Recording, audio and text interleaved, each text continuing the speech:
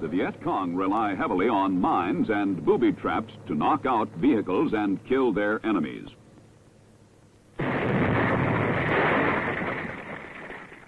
To be hit this way, all you have to do is be there and be careless.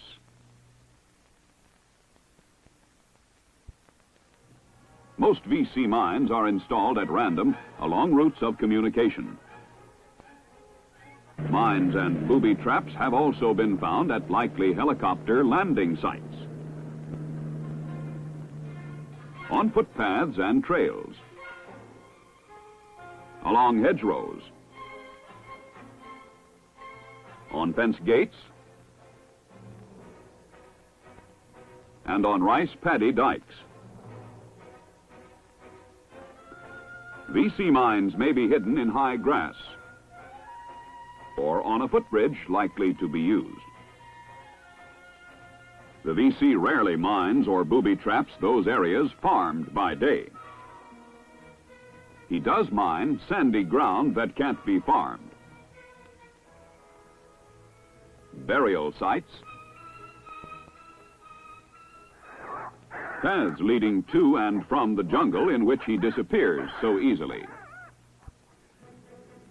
These are some of the explosive devices the VC plant as mines and set as booby traps. Good use is made of our own equipment, even our trash. Many of their devices are homemade. They all kill. The VC also have more primitive devices. Bamboo is plentiful. Openly harvested, the sharpened stakes can be hardened in a fire, coated with urine or excrement to cause infection, and used to build a deadfall set by a tripwire to drop on the unwary enemy, who might be you.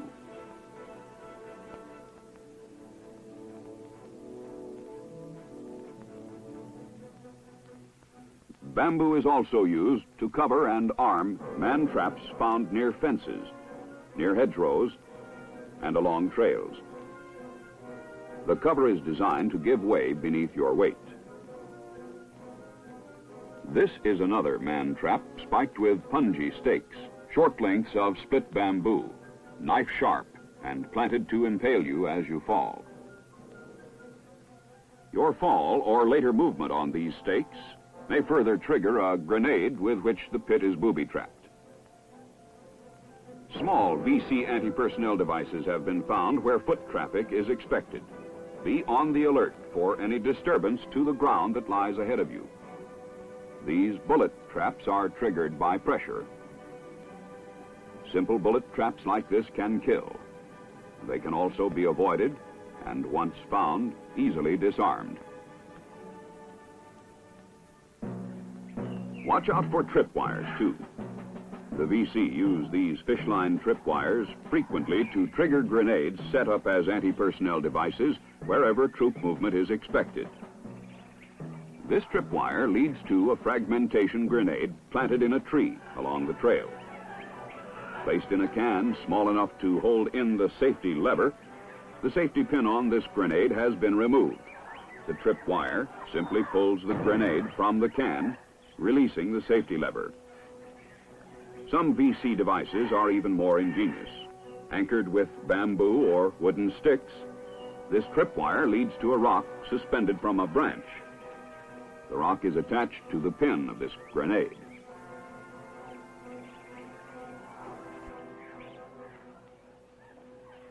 Tripped by foot, the weight of the falling rock pulls the pin to activate the grenade.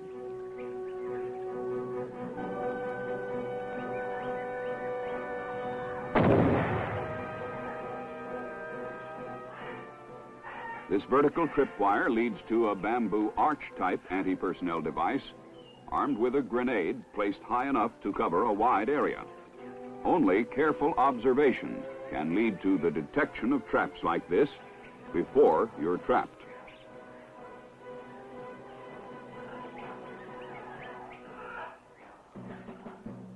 Only your careful observation can detect and help you to avoid a nail pressure type grenade mine like this one planted along a path or trail and almost, but not quite, invisible. Grenades are also used by the VC to mine possible helicopter landing sites. The charges are mounted high on poles placed around the perimeter of the landing area and strung together in such a way that as the helicopter lands, the grenades will be detonated one after another.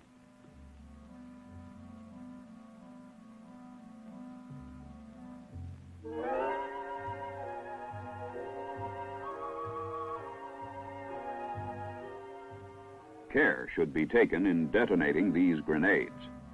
Proper use of a grappling hook and rope will enable you to accomplish this from a safe distance.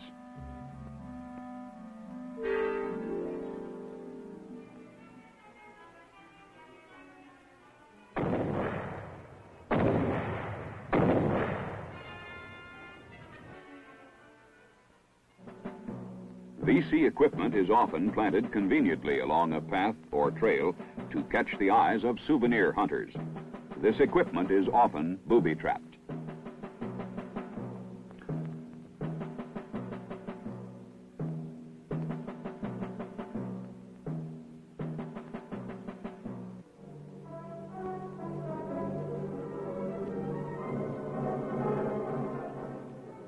Obviously, booby-trapped VC equipment should be examined and destroyed by demolition men who know what they're doing. VC equipment, after thorough examination by qualified personnel and found not to be booby-trapped, should be removed under proper supervision for intelligence purposes.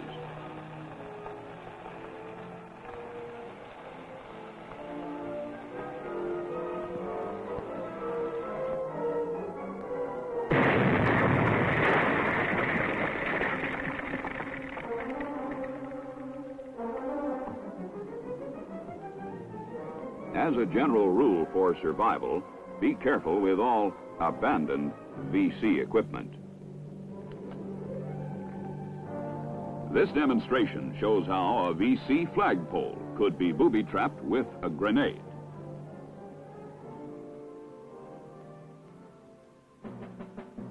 To increase their chance of success, the VC often remain in the area waiting for our approach.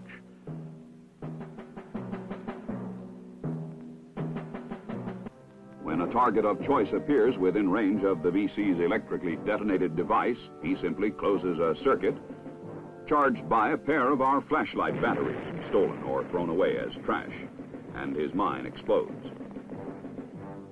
If you discover a mined or booby-trapped area, send for the experts. Don't try to do this job yourself. It's one for trained demolition personnel who know how to work with explosives.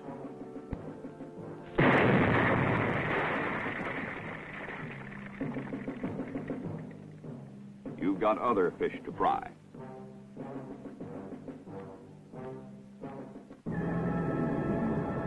For heavily mined areas, the engineers have the heavy-duty LVTE with plenty of muscle and protective armor to dig safely down and churn up anything that's there.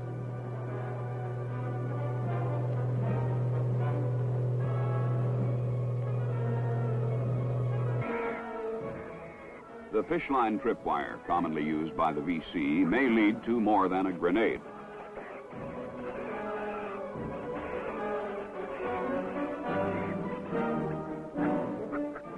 Mortar shells are often used in anti-personnel devices. This fence gate was booby-trapped with a mortar shell.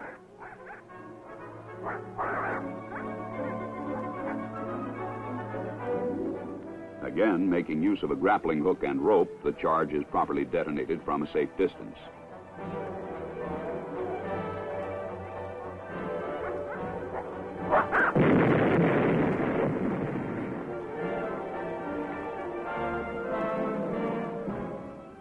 Sometimes even heavier charges are used in VC booby traps. Under the matting of this village hut, a 90mm shell was found set to go off on pressure.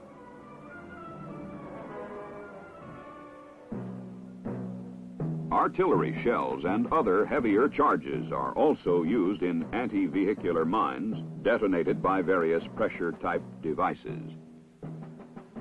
You may encounter these wherever the road surface or the open ground permits their use.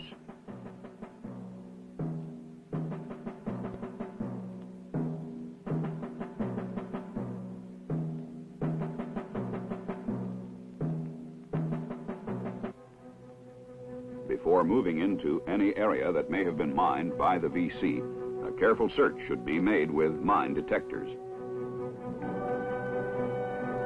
Sometimes you can see where VC mines have been emplaced, their presence given away by an unnaturally regular pattern of cracks.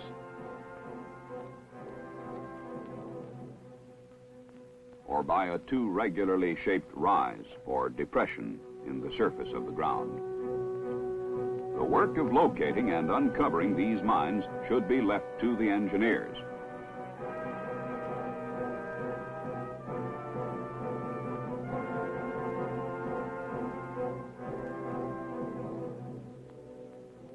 So should the job of demolition.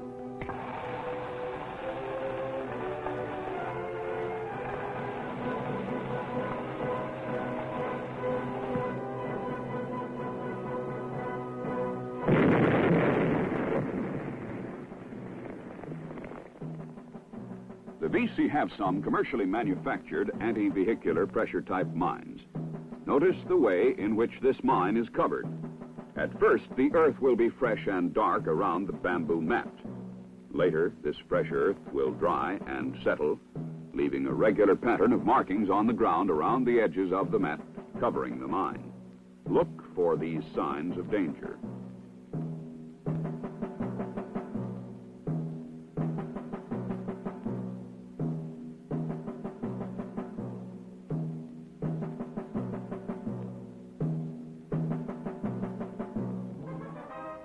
Whenever uncertain of whether or not an area is mined, call for the engineers, who can easily detect even well-concealed mines and dispose of them properly.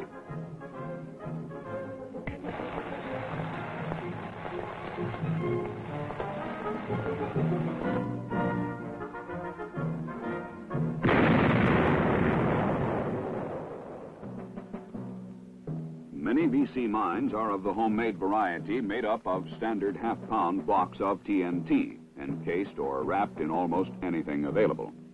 Much use is made of our own equipment, even, remember, of our trash. Extreme caution should be used in approaching electrically detonated mines. This man, remember, may remain in the area to wait for a target of his choice. If you're close enough to discover the wires leading to a mine, you're close enough to be a target. Cutting the wires, one at a time, will prevent electrical detonation.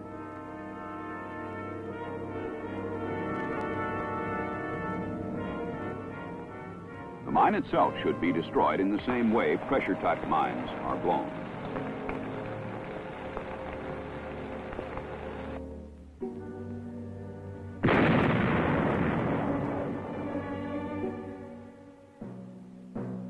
Many VC mines, like that prepared with this mortar round, are rigged for detonation with pressure-type devices made of bamboo or of wood. The Vietkong are adept at improvising pressure-type triggering devices and mines like this shoebox anti-personnel mine. Small, but deadly.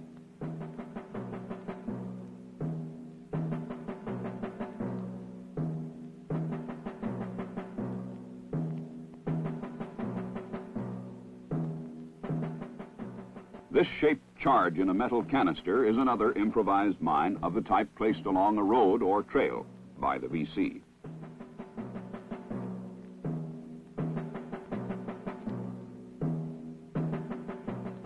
Although this mine can be electrically detonated, it is set off with two boards fitted with contacts and held loosely apart by pegs or blocks of wood. Foot pressure will bring the boards together to make contact and detonate the charge. Notice again the regular pattern of the ground covering this device, indicating danger. Something has been buried here.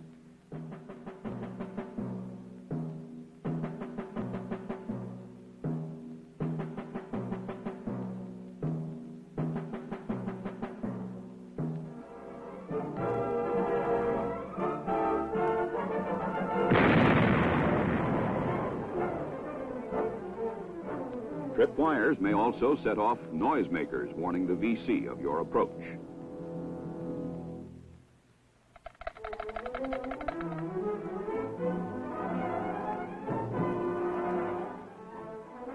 Mines and booby traps have one disadvantage for the VC. The presence of these weapons must be marked for the protection of VC troops and neutral civilians. The Vietnamese know what areas are dangerous. Watch them as they move around. Avoid the places they avoid. Follow the paths they take. Proceed with caution wherever you go. And look for VC signs and markers that may tell you what areas are mined or booby-trapped.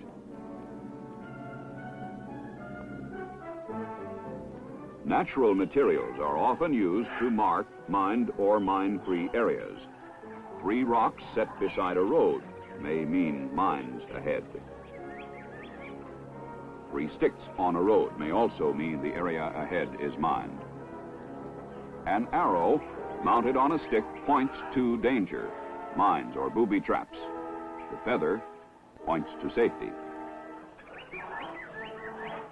4 tufts of grass, each tied in a knot and marking the corner of a square, indicate the center of the square is mined or booby-trapped.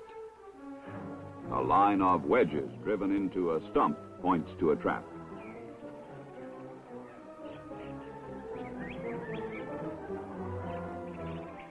A curved bamboo stick on the road, or 2 sticks placed to form a V point to a punji trap in the area.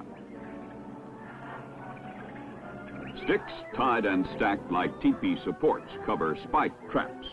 These sticks are removed by the VC when they know we're approaching. A stick shaved flat along one side and stuck in the ground at a 45-degree angle with the flat side up points to a mine 1 meter from where the flat side enters the ground.